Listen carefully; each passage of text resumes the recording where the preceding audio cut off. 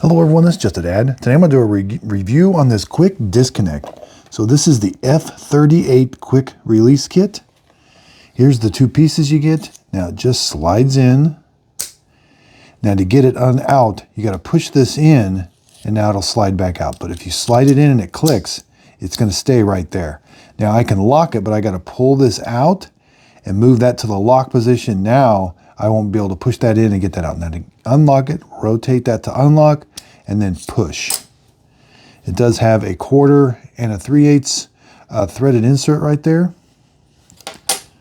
And this is just a cover for the screw there that I can take off.